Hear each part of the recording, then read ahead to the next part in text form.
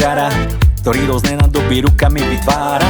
Točí na kruhu a z tej chladnej hliny nádherné dielo zrazu oživí. A keď sa mu v rukách nádoba aj skazí, tak prida vodu novú inú s ním spraví.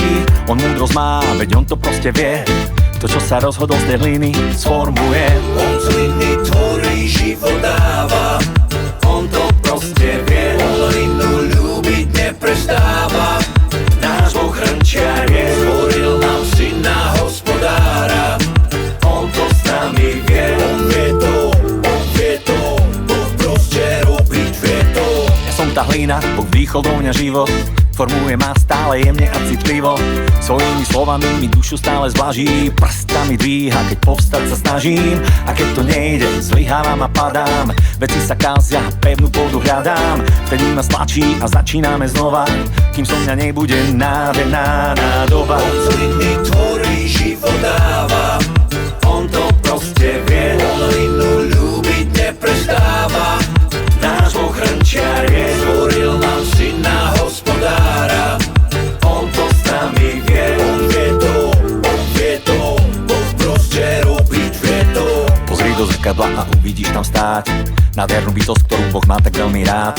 Na jeho obraz si máš jeho podobu, Boh z teba formuje pre krásnu nádobu.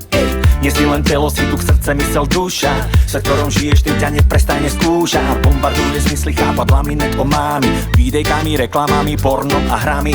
Zopri sa tomu Boží hlas hrmí jak zvuk hromu.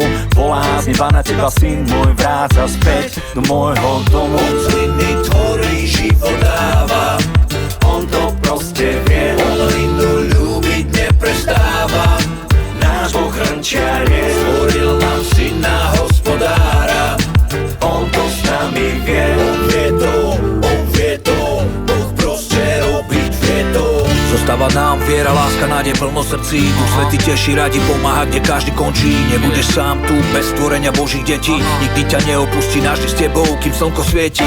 Ale Ježiš odišiel, no späť tu sa znova vráti. Ukončí špinavú tú hru, klamstvo sa vytratí. Verných si zhromaždí zo všetkých kútov zeme, prevedie horami, údolia, víťazmi poseje.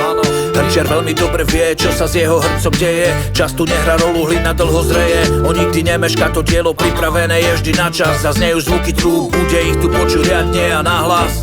Môžeš mať dohady, dilemy, všetko aj naraz. Hrnčiar má vždy všetko na dlani, vyriešil všetko za nás. Všetko spočítané do bodky, do čiarky, všetko presne a navlas.